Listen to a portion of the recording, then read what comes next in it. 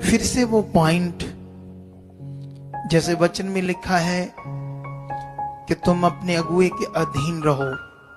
आप जानते हो जब मूसा इजराइलियों के ऊपर अगुआ था, तो जब तक वो उसके अधीन रहकर चल रहे थे तो वो सब तरह से ब्लेस हो रहे थे, क्योंकि जो जो परमेश्वर उसके मुंह से बात करता था लोगों से, और लोगों से विश्वास से मानते थे, और जो लोग अनाज्ञाकारी करते थे उसे इग्नोर करते थे, बाइबल में पढ़कर देखना वो नाश हो गए, उनके जंगल में मौतें हो गई। कई कुछ उनके साथ हुआ, कितने हजारों तो सांपों से डसे गए और मर गए जिन्होंने आज्ञा नहीं मानी। कितनों को बात समझ आती है?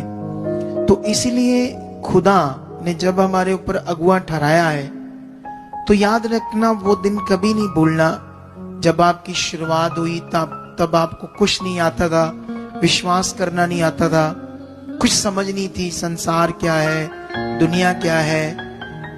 आप दुनिया में फंसे हुए थे, संसार में फंसे हुए थे, हालातों में फंसे हुए थे। तो जब अगुए के द्वारा परमेश्वर ने तुम्हें निकाला तो तुम्हें कभी भी, बाइबल में लिखा, चेला कभी गुरु से बड़ा नहीं होता, ऐसे लिखा बाइबल में। कितनों को बात समझ आती है? पढ़ा ना ये वचन, यीशु मसीह ने इसका, उसने कहा चेला कभी गुरु से बड़ा नहीं होता है, और जो अपने आप को बड़ा करना शुरू करता है वो फंस जाता है दुष्ट की जुक्ति में। तो इसीलिए जिससे सीखा है, जैसे बाइबल कहता है, परमेश्वर का पवित्र वचन कहता है, उसकी वचन की अधीनताई में आप बने रहोगे तो कभी आप फंसोगे नहीं, अंधकार में, दुष्ट की जुक्तियों में आप बढ़ते जाओगे, क्योंकि आपको तो बढ़ना है ना। कभी कभी क्या करता है ना शैतान, बहुत खराब चीज है दुष्ट, वो जानता है मैंने परमेश्वर के किंगडम में कैसे प्रॉब्लम क्रिएट करनी है, ये जो मिनिस्ट्री है, ये खुदा की मिनिस्ट्री, कैसे इसमें मैंने गड़बड़ करनी है, कैसे इसमें जो लोग चुने जा रहे हैं और परमेश्वर ने ब्लेस कर रहा है, कैसे वो लोग जो एवेंजलिज्म करते हैं, मैं उनकी जिंदगी में कैसे लालच लेकर आना है, पैसों का, चीजों का। कितनों को बात समझ आती है? देखो, समय पर परमेश्वर ने आपके लिए सबसे उत्तम करना है। खास करके ये उनके लिए बात है जो एवेंजलिज्म करते हैं, जो सुसमाचार देते हैं। जब वो सुसमाचार देते तो कई सारे लोग उनके द्वारा प्रभु में जुड़ते हैं, तो शैतान उस समय उसके दिमाग में डालता है रॉन्ग बातें कि तुमको इनसे बड़ा फायदा होगा, इन लोगों से तुम्हारे पास बड़े पैसे आएंगे, ऐसे दिमाग में डालेगा शैतान।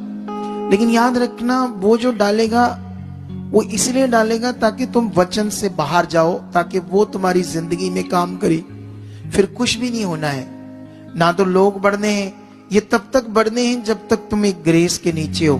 फिर वो ना तो इस मिनिस्ट्री के लोग रहने हैं, ना उस बंदे के पास रहने हैं, उससे भी टूट जाने हैं। मतलब कुल मिलाकर शैतान का ये अटैक होता है सिर्फ किंगडम को खराब करना, खुदा की रूहों को खराब करना।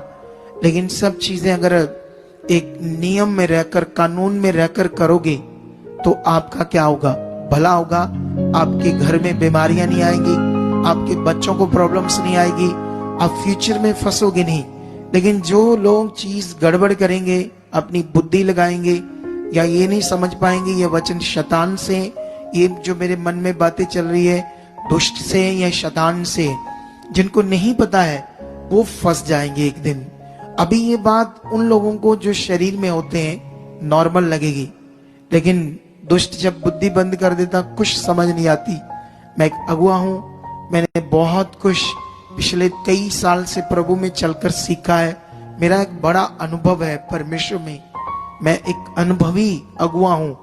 कहां शैतान काम कर सकता है, कैसे तुम्हें जुक्ति में फंसा सकता है, कैसे तुम्हारे परिवार को आगे पीछे कर सकता है, कैसे तुम्हारे आने वाले बिजनेस, लाभ, चीजें उस पर अटैक करके तुम्हें और परमेश्वर से दूर कर सकता है। इन सब बातों में जो कुछ परमेश्वर मेरे द्वारा आप लोगों को सिखाता है, आपको उसको ध्यान से पकड़े रहना है। हालेलुया। देखो, एक दिन अगर वफादार रहे तो जितना तुमने सोचा वो कुछ भी नहीं होगा, उससे भी ज्यादा परमेश्वर करेगा। ये मेरा खुद का अनुभव है। तुमने उतना सोचा भी नहीं होगा जितना वो तुम्हारे साथ करेगा। लेकिन ये एक विषय है ईमानदारी का।